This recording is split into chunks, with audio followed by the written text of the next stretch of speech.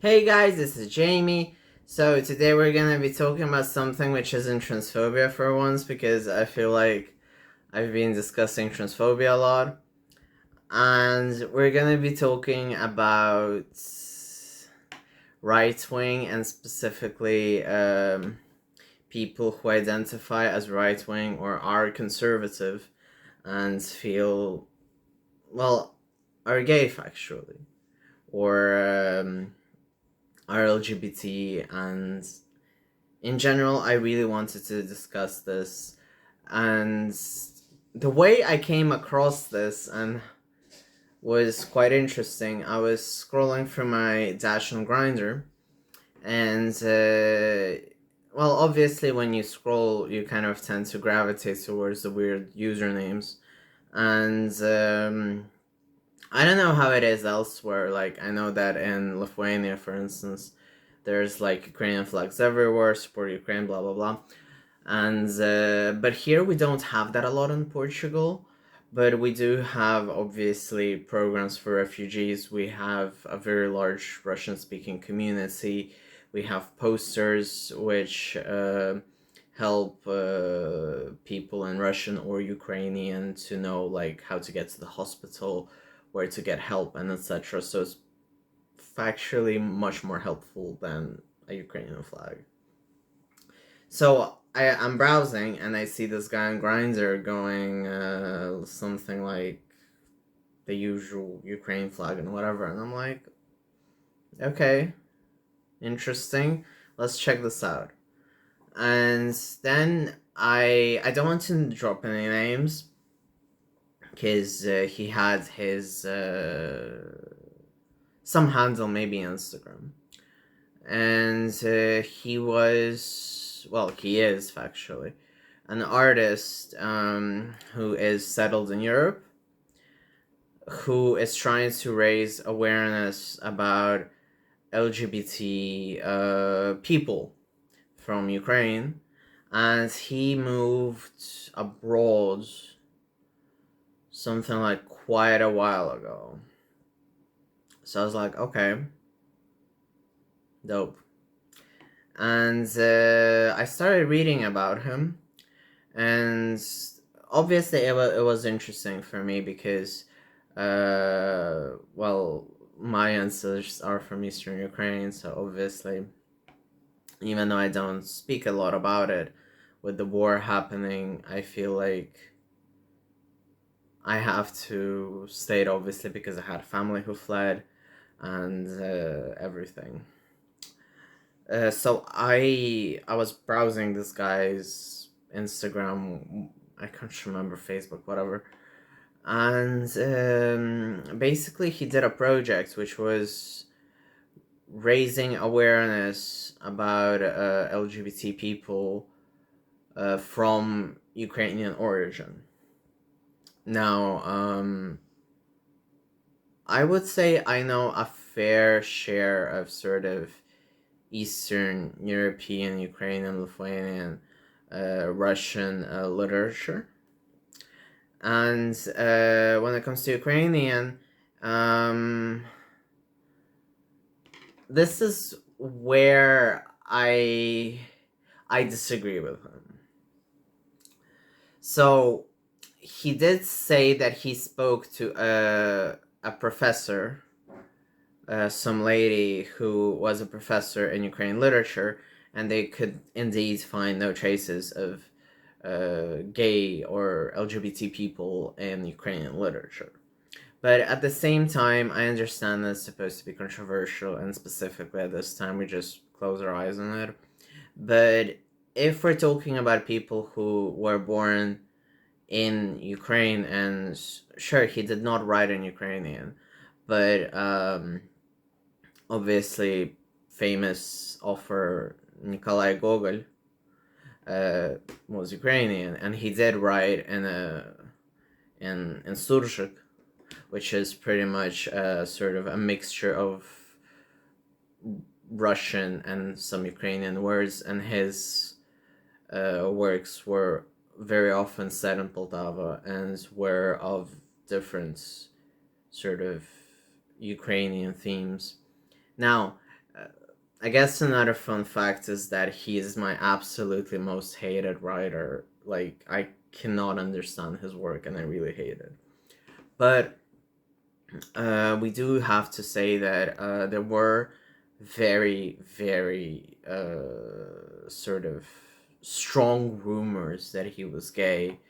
And he even has a lost work, which I somehow dug out, which talks about him taking care of another man up until his death from wasn't like pneumonia or something. But basically, if you dig around, you can find something around Gogol being gay and everything.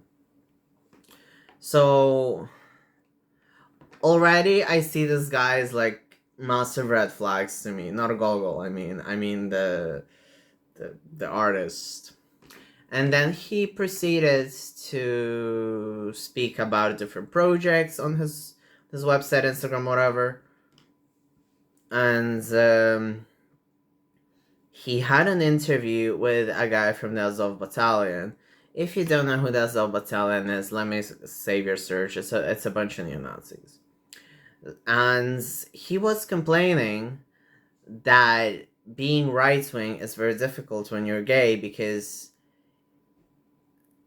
in Europe people associate being gay with being left wing.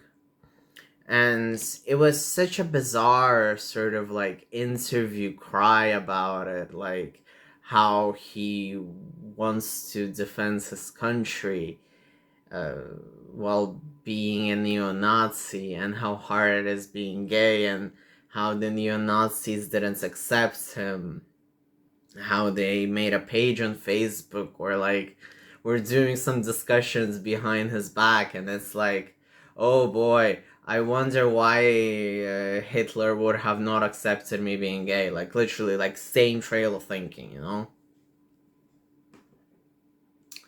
And now he was saying that it's better because now he made a neo-Nazi LGBT group among the Azov battalion, and they accepted him, and now there's like 45 people in it. And I'm like, great, we have more neo-Nazis.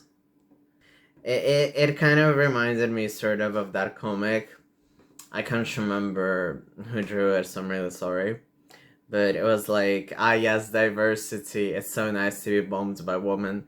It's pretty much the same thing. It's so nice to be shot by gay people, or like by gay neo Nazis in this case. And even further on the topic of Gogol, like he was friends with Pushkin, who is a massive uh, Russian writer, poet, and most of Gogol's main ideas were actually given to him by his friend Pushkin. And also, like, if you analyze literature and different sort of circles back then, and it was really interesting that Pushkin pretty much was like a fag hag who hung around a bunch of gays and would be like, please don't hit on me, I'm just your straight friend. Um, and I personally am not a big Pushkin fan, but I just happen to, well, growing up, obviously I was surrounded by Russian literature and everything. So I did find that interesting that, yes, indeed, I couldn't think of anything Ukrainian besides Gogol who was gay or lesbian, because if you look at Russian literature, you can find certain authors and etc. But I just find it. I understand that this person isn't getting a lot of attention with his representation, or trying to show that queer Ukrainians exist, queer right wing Ukrainians exist.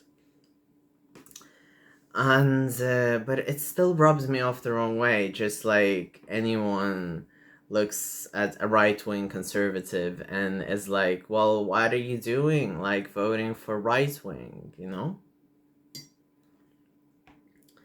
So I understand that maybe this rant is a bit sort of, well, he's not getting too much attention, is he? Yeah, he's not. But at the same time, I think just like people should raise awareness about really weird right-wing gay people, we should also raise awareness about really weird right-wing gay people. And I understand, like, if we would live in a bubble where we had multiple political choices and right wings or conservative didn't mean offending other people's rights, uh, I guess feel free.